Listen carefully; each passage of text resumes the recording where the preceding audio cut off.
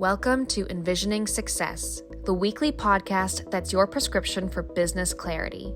Join Laura DiBenedetto and Julia Becker Collins as they dive into the art of perfect timing, sharing the secrets to knowing when to share your message and why timing is crucial. From meeting your audience where they are to mastering successful communication, get ready for valuable insights that will elevate your messaging game.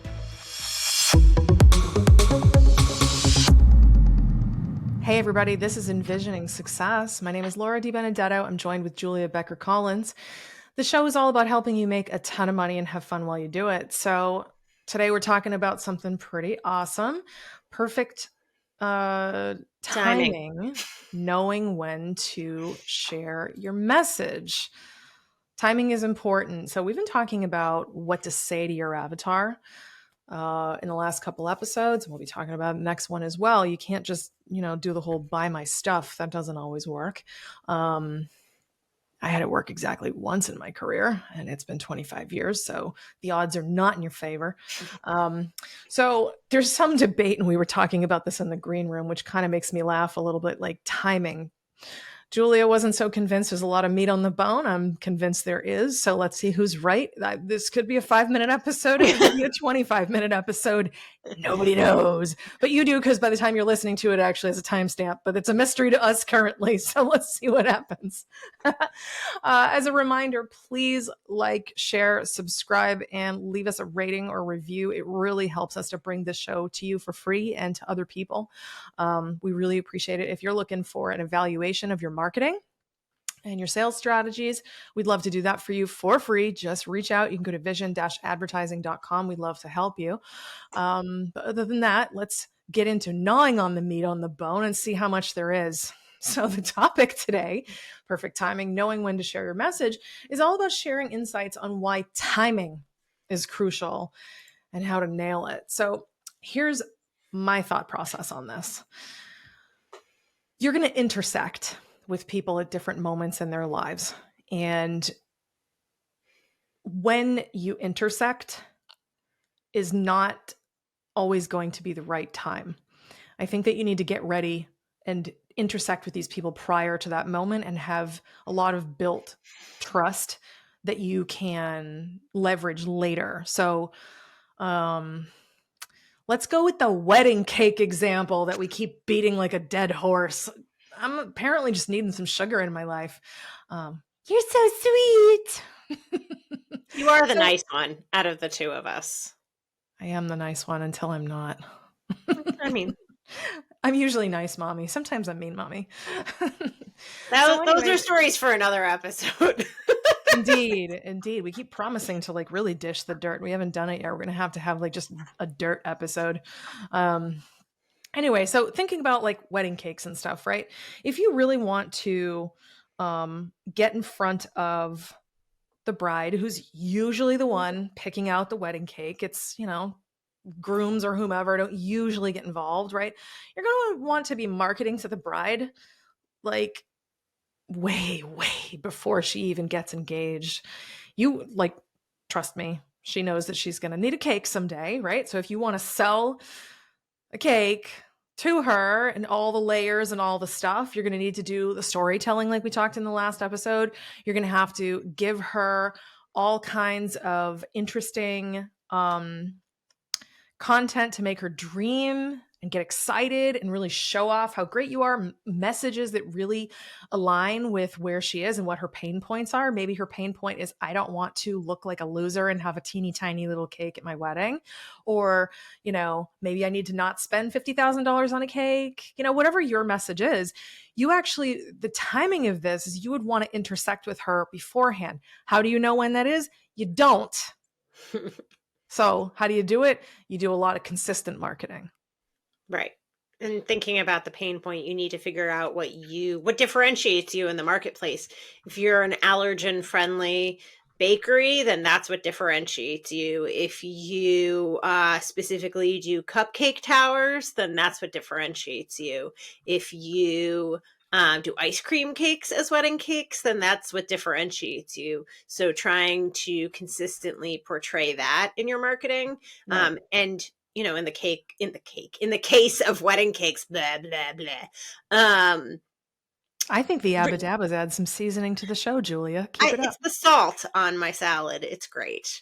Um, it does really start with those consistent pieces of content. You cannot have too many visuals. You want to have, behind the scenes, how to make the cake, the people that make the cake, the end result of the cake, the bride crying about the cake, how they feel when they eat the cake tasting, how beautiful your shop is, etc., etc., etc. It's such a visual product that people are buying. And that's really important because a wedding cake is an emotional purchase. Yeah, it is. And I'm thinking about this. Like we have a number of clients who do a whole bunch of different things, right? And you always most people will try to intersect with people right when they're needed, but that's too late. Mm-hmm. It's way too late. So if you need an attorney, you don't want to be looking for one last minute. You really should have some awareness of who you might want to work with down the road, or at least have somewhere in the ether of your head some semblance of knowledge of the firm you'd like to work with. If you need to get rid of paint, like we talked about, wouldn't it be great to know about resources? Like you can be part of the educational landscape of someone's life long before they actually need you, and you will pick up a whole bunch of people along the way. But the point is to time your messaging to start now, as in literally today, the day you're hearing this, knowing that your future customers will receive it before that critical moment. When they're in decision mode, they need to know you exist already. There are obviously the instances where people are using stuff like Google AdWords, where they're just going to like Google something on the fly and be like, oh, I need a thing. I need a widget. I need stuff and things. Like, okay, cool. But wouldn't it be helpful if, oh yeah, I've heard of that company before. I'm going to click on that one.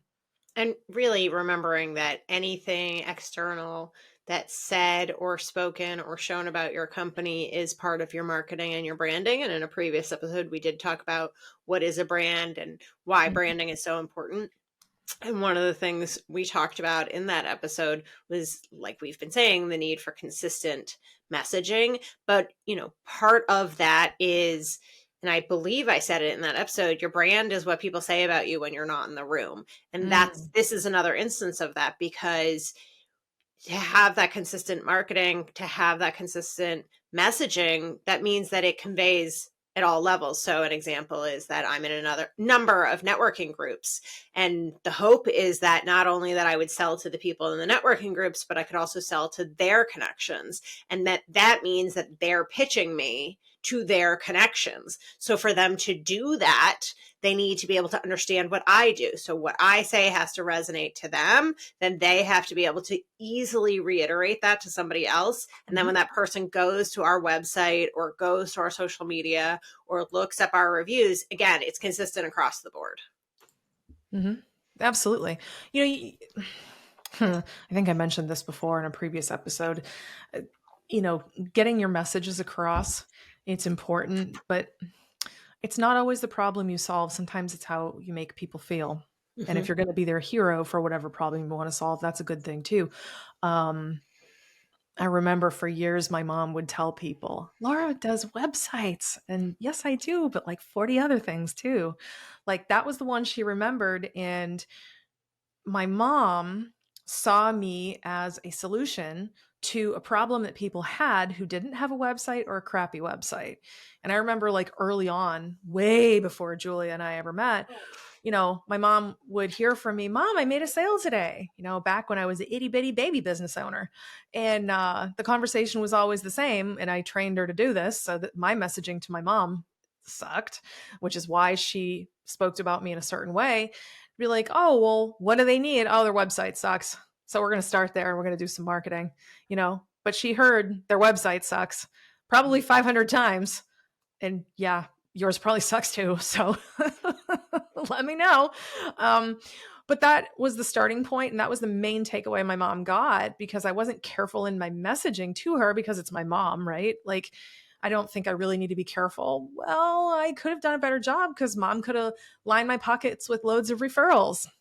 Right. If I had chosen to educate the people around me better and, teeing it up for that timing. So when mom goes and meets somebody, what does your daughter do? Oh, she does websites and she does loads and loads of marketing things like that.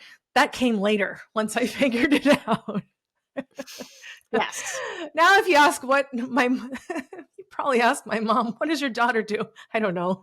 But it's true. I mean, so my dad was in corporate business for forever. And so he has conversations with old connections or current connections all the time. And when he sees that their marketing isn't what it should be, he'll be like, oh, you should talk to my daughter's company, and then literally give them my contact information, which is great. We love that. Thank you, Dad. Thanks, But Dad. he also knows enough to say, like, I don't know everything they do because I don't do marketing, but I know they do full service marketing.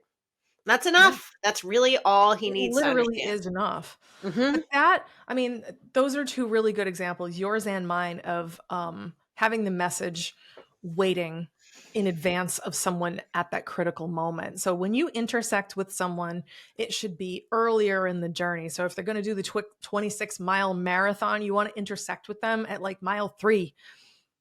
Fun fact, all marathons are 26 miles. Isn't it 26.2? It is. It's 26.2. That is considered a marathon. So there is no other distance that is a marathon. That is also considered terrible. I will drive 26.2 miles. I hate running, man. Unless you're chasing me with something sharp, I think I'm good. That's fair. That's not for everyone. No, I'd rather pick things up and put them down. I do both. Both are enjoyable. This makes you better than me. And I feel fine with it. I will be the slug in the back, and I feel good about it. A cute slug, but a slug. Oh, good times.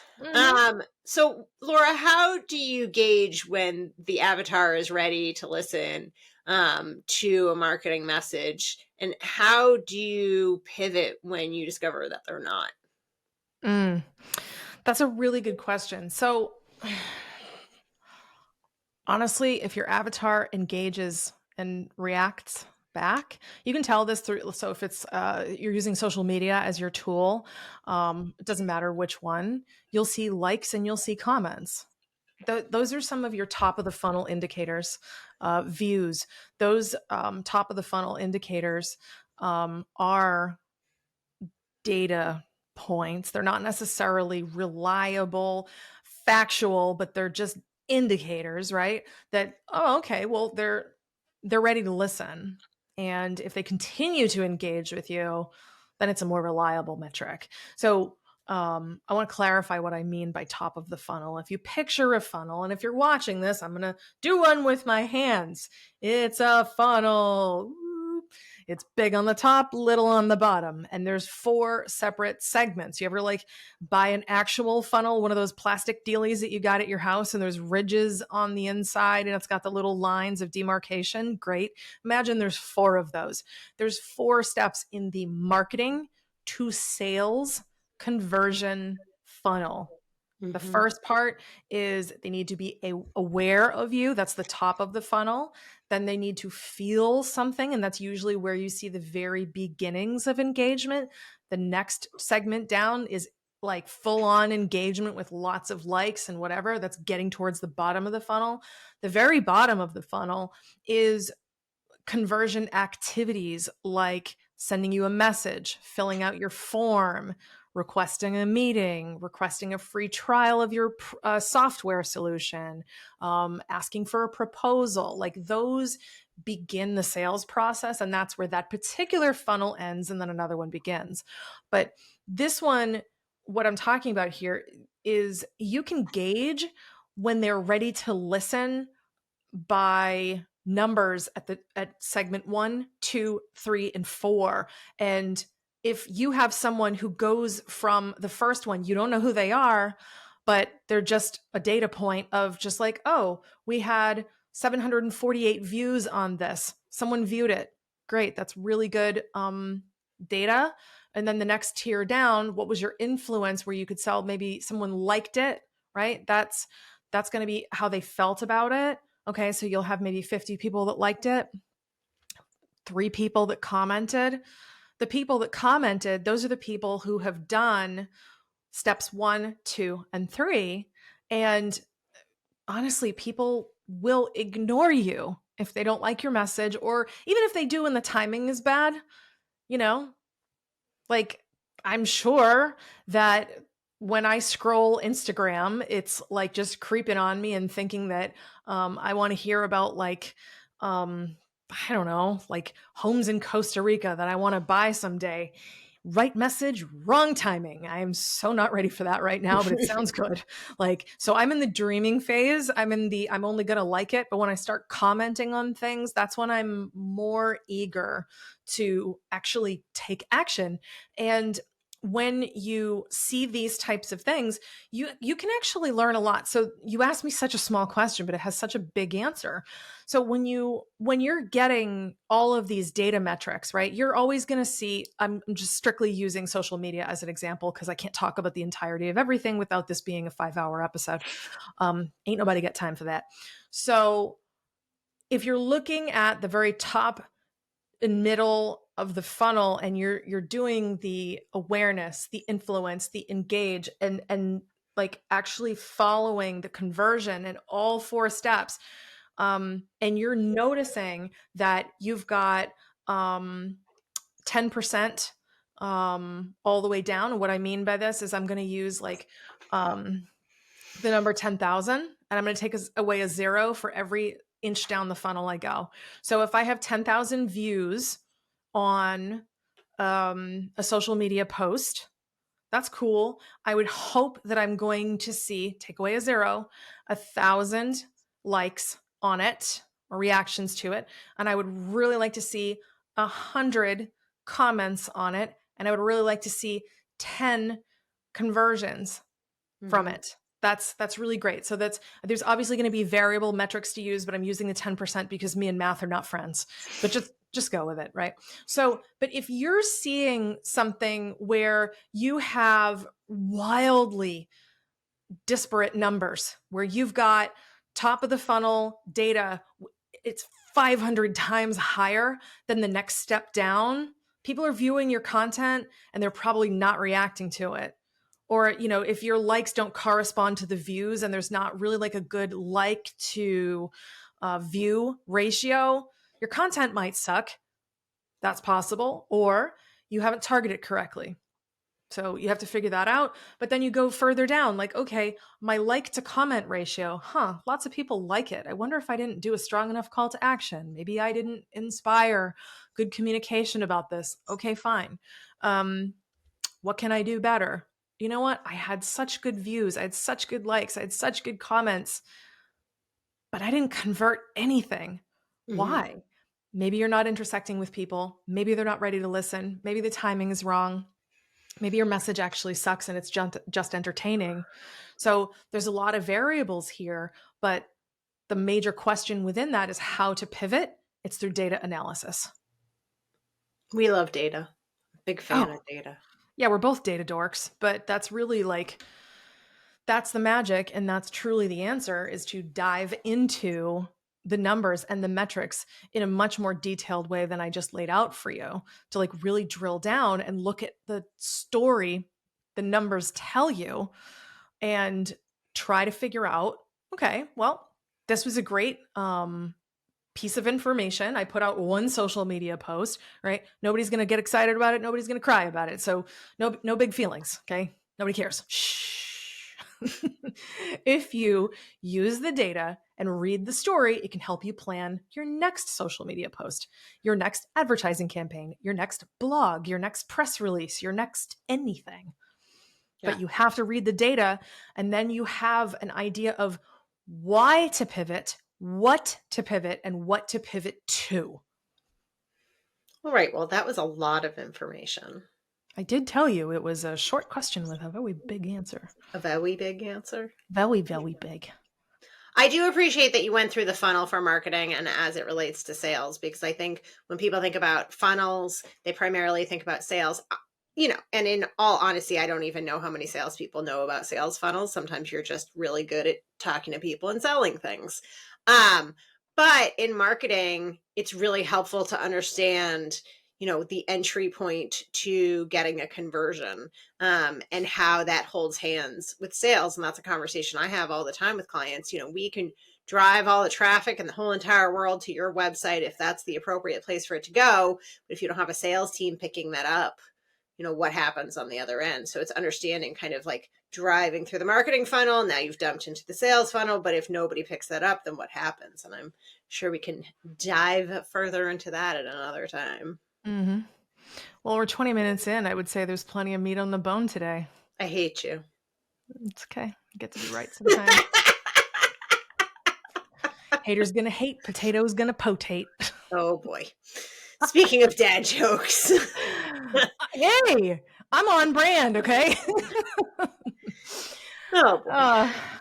Anyway, this was good. I'm going to put a bow on this. Thank you very much for talking to me, as always.